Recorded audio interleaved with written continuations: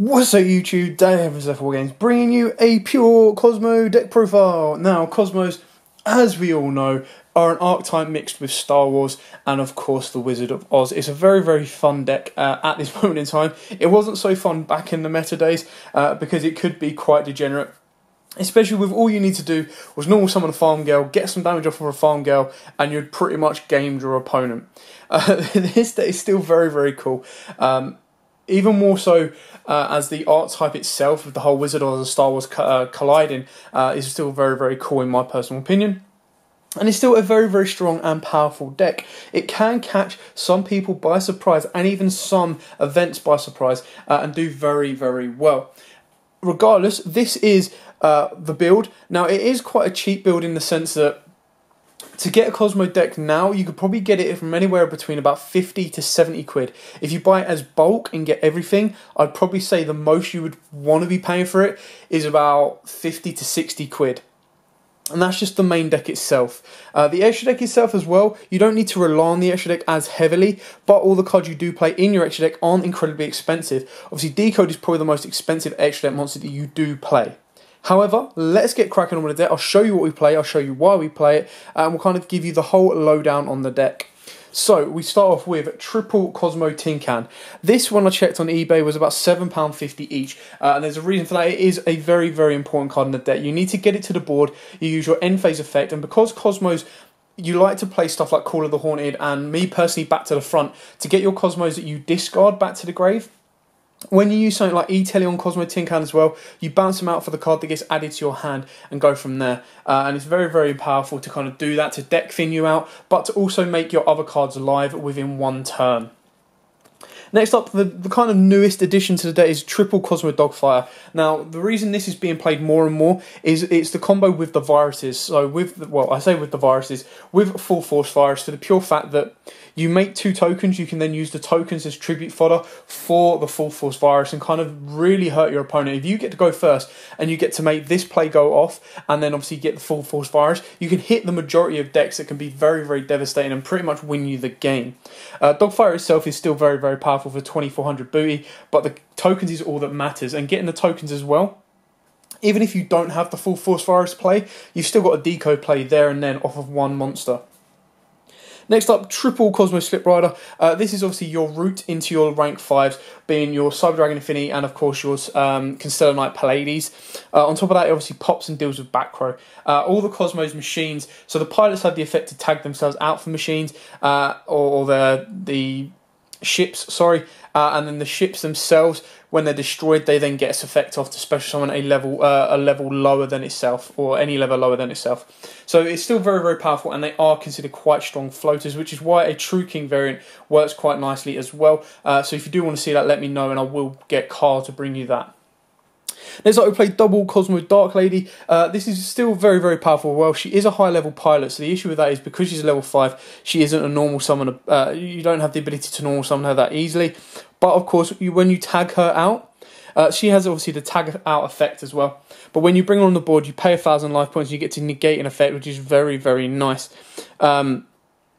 So it's quite powerful to kind of work around that way, which is why we play at 2. Obviously, we do play Allure in this deck as well, so that helps out massively as decent Allure targets. Double Kozmo Strawman. Now, obviously, this helps revive your banished cards as well, so he is very important and one of your very few normal summons. Double Kozmo Forerunner. We play 2 of this to get into our rank 7 plays, but also it gains back the life points that we lose. Plus, he's still a very decent beater that it can't be targeted by your opponent's card effect, and then during the standby phase, you gain 1,000 life points, and then if it's destroyed, you get to bring out a level 6 or lower Kozmo from your deck. So it's still very powerful, and a 2800 offense, it's still incredibly hard to deal with. We then play a lot of 1. Obviously, we play the 1 Kozmo Farm Girl. We all know what this girl does. She's a pain in the ass. If she was any more than 1500, it would be busted as hell, and it would probably be banned. 1 Kozmo Sword Trooper. Again, this kind of just helps get your monsters going around. So you pay 1,000 life points, target a psychic type monster in your graveyard, and special summon it. So that can help recycle your Kozmo Tin Cans. So if you're on more of a budget and you do want to try and cut this deck down, you can start off by going with 2 Tin Cans or maybe even 1 Tin Can. But bear in mind, I'm not saying that as an advice. That is if you want to build the deck and you want to play with it, you can play with lesser Kozmo tin cans if you're on a tighter budget, because you do have the ability to recycle them with Sword Troopers. You would probably put him up a bit more, and obviously E-Telly acts as another one as well. But regardless, tin can is still very, very important. You play the one Wicked Witch. This can help stall you out and kind of protect you as well. We play the one Kozmo Landwalker. Again, this can kind of help redirect and kind of protect the other Kozmo monsters and get the right effects off that you want. The one Dart Destroyer, obviously at 1 because it was busted as hell in the day when it did come out.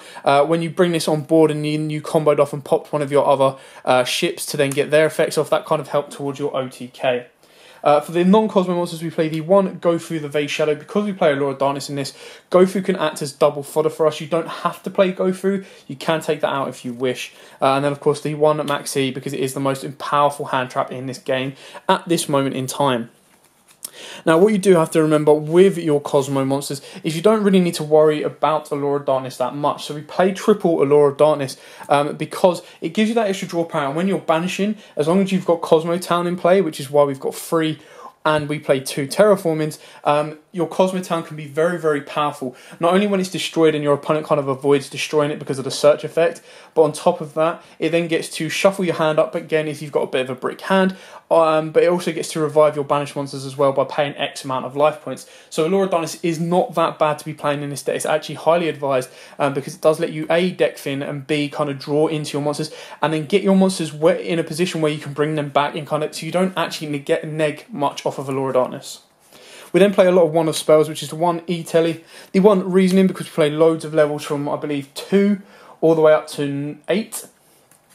We've then got the one Dark Hole for our spells, and then the other cards that are a bit more expensive in this deck is 2 Cosmojo, purely because it's a non-targeting effect, and you not only do you get to clear one of your opponent's cards, you then get to destroy one of your cards, which if you do it right, allows you to special summon out another monster, so you don't really neg that much. The other cheaper tracks that we've got as well, we've got double Call of the Haunted. You can get these up in common very, very cheaply. Double Back to the Front. Now, I like using Back to the Front.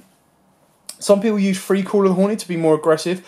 I like playing 2 Call of the Haunted for the aggressive nature and 2 Back to the Front because they're not continuous, so obviously my opponent can't disrupt me that much. And then, of course, we finish off with the 2 Full Force Virus. Now, we all know how important this card can be. You tribute your monster, a dark monster with 2,000 or more defense. So, obviously, that counts as, of course, your Dogfighter, which is your only one you can kind of tribute. But on top of that, you've got your 3 Dogfighters plus the tokens that they can produce as well. So, they're very, very good and useful kind of fodder for your Full Force Virus, as well as, of course, your Link monsters, which we'll get into now. So for the extra deck for our Link monsters, we do play the one Deco Talker and the one Proxy Dragon. You very rarely go into the extra deck, but having Deco Talker on your board can still provide to be very, very powerful, especially with its protection effect and, of course, its bump up of 500 attack points. So if you've got 2 untargetable monsters here that you're not getting rid of and you constantly keep them there, you can keep Decode at about 3,300. We play 3 rank 7s in Red Eyes Flare, number 11 Big Eye, because they're both most powerful. And then we play the one Gaia Charger. Now this is more in here for the rank up that we can rank up on top of either our Constella, Ptolemy M7, or number 24 Draculus the Vampiric Dragon. I've just put this in here because I personally love this card. Like, I think the artwork is absolutely amazing and the effect isn't too bad itself. And then obviously the one Utopia the Beyond, to nuke your opponent's monsters to 0 without actually targeting or destroying or anything like that, and then being able to run over them with like a Farm Girl is incredibly powerful. We then play the one Cyber Dragon Infinity and of course the Cyber Dragon Nova. We also play the one Volcasaurus because this could actually help you win games. The one Pallades, and then for our rank 3s we play the one Phantom Knight Breaksword, the one Leviev Sea Dragon because of Allure of Darkness you can bring your monsters back. And then finally we play the one Gachi Gachi. This is mainly because of our Strawman. You very rarely go into it. You can take it out for something else if you wish. But it is quite nice to kind of boost your monsters up. Especially turning a Dark Destroyer into like a 3,400 monster for the starts. And help beat through certain difficult boards that your opponent might set up. So it just gives you another option. You don't have to play it. It is just a variant option for you there. But as you can see through this extra deck, none of this stuff is incredibly expensive because this has all had reprints. All these have had massive reprints. Proxy Dragon is only like a £2 card. Your Deco Talker is probably the most expensive at about 5 to 6 quid. but the rest of this should be very, very easy to pick up. And like I said, you very rarely go into the extra deck, so if you're trying to build it in part and don't buy it in bulk, you can do it bit by bit, and you can still play the deck very, very competitively, even without the extra deck, but of course the extra deck does help. But that is it for the deck profile. Quite straightforward on a Kozmo build. It is just a kind of fun deck to go with now. It's still powerful and competitive. It just doesn't see as much play as possible. But like I said, it would be very, very nice to kind of see Kozmos come back into the meta. But I would also like to see the other meta contenders. I still really, really want a format where Zoos are at max power, Kozmos are at max power, Dragon Rulers are at max power, Shadol's at max power, BA's at max power. And I just want to see like a full-on however many man or however many competitor kind of tournament where each player's playing a different deck, and just to see which one comes out on top. That's just me, purely for fun. Anyway, thanks for watching. Like, comment, subscribe, share. I hope you all had a very good Christmas, as I've said before.